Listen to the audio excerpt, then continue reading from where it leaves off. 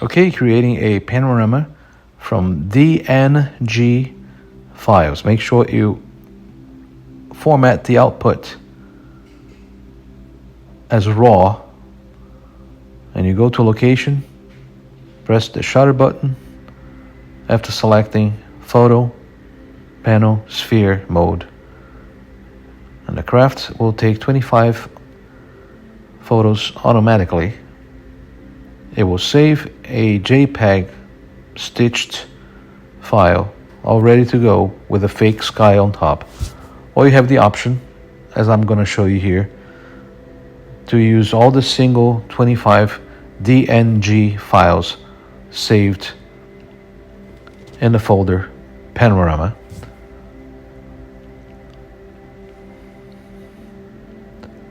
And you're going to load those files onto PTGui. That's a very nice stitching tool that I use. So you picked all those 25 DNG files. You line up the image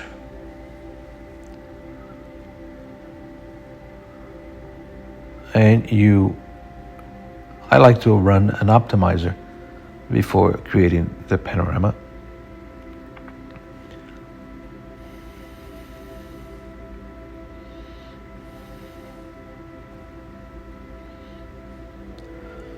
And I create a panorama using a TIFF format. But you can use JPEG or other format.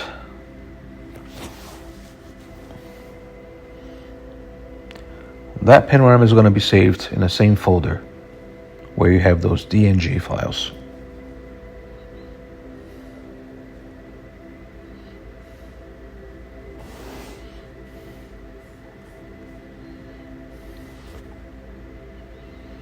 And you're going to open that with Adobe Photoshop 2021. It must be a version of 2021. Otherwise, the 3D tool will not work properly. So I use the lasso tool to select that top area that is unfinished. Remember that the JPEG, the app adds a blurry sky to fill in that space that the camera could not reach. Unlike the Mini 3 that is able to do a full 360, the Mavic 3 Pro cannot.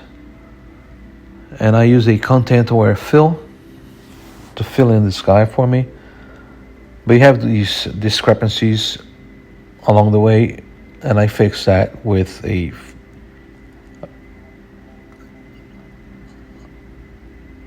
brush tool.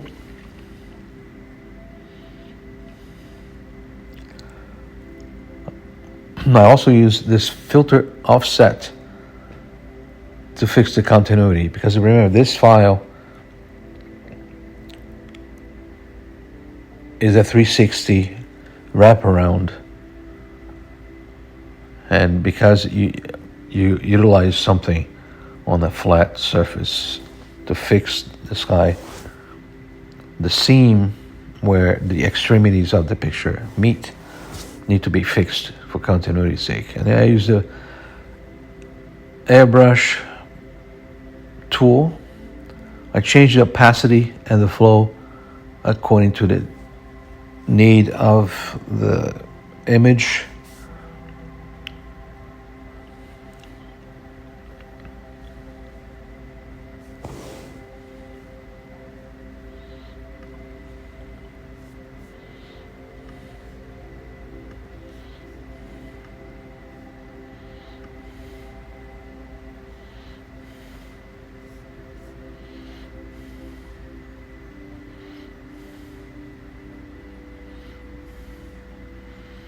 So using the eyedrop to select the color within the area that needs fixing, I use the brush tool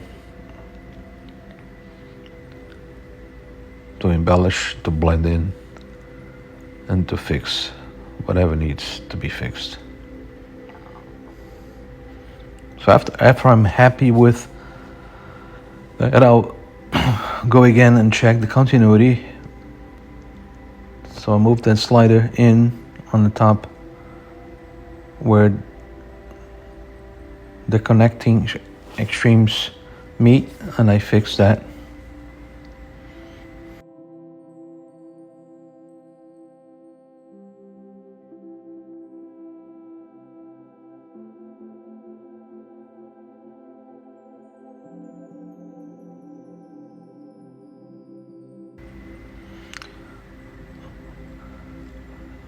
I'll check the continuity again, make sure everything is fine. Just move that slider to make sure that the picture wraps around evenly. Then time to color grade. I use NIK by Visa or Vivesa 3. You can use Lightroom or any coloring editing software. So I changed the contrast, saturation, structure, the warmth, whatever makes the picture look better to your preference.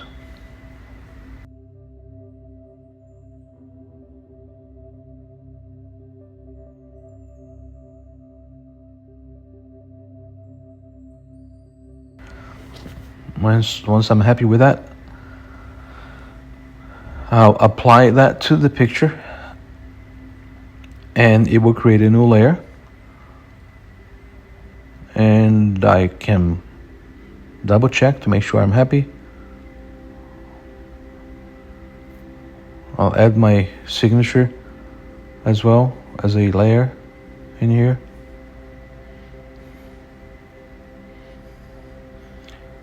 So I'll add my signature to the image before merging all layers.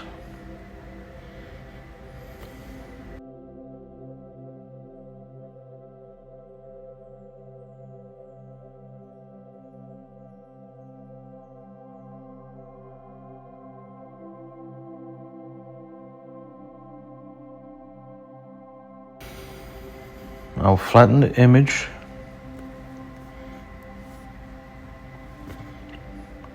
And now I'm able to use the 3D tool. Now, I must remind you, this picture is extremely big. So the only way to do this is if you have a very powerful machine. Otherwise, you must reduce the image. So I use the eyedrop and the brush tool to fix the sky.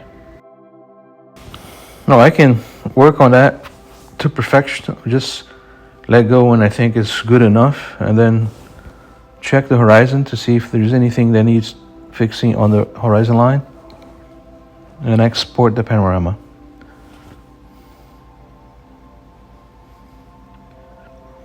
Now this is going to be a big panorama, so it won't fit on Facebook. So I'm going to save this original size DNG panorama for me to post it on Momento360.com.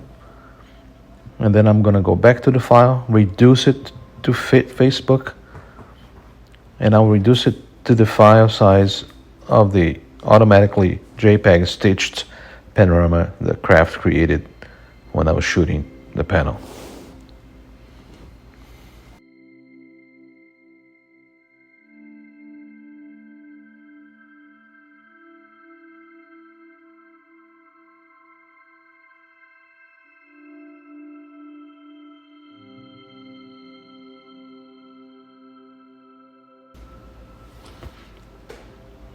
As you can see, the image is too big, so let's change it to fit Facebook. Done. and I'm ready to export this new size file, panorama, to the same folder.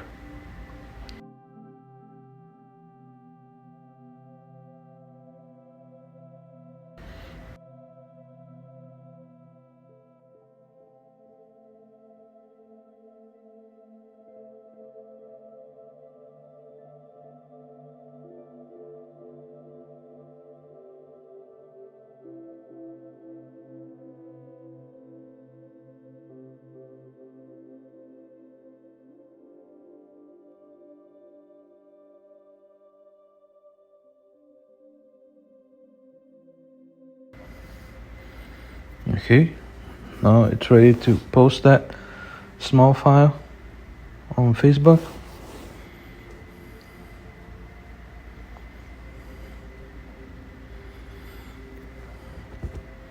And that's it. Facebook is there. Now let's go to the momento360.com and post the full DNG panorama there.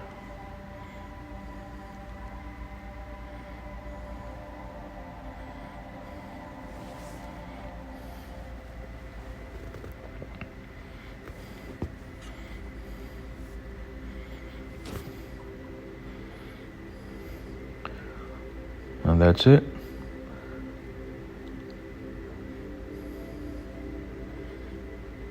Looking good to me.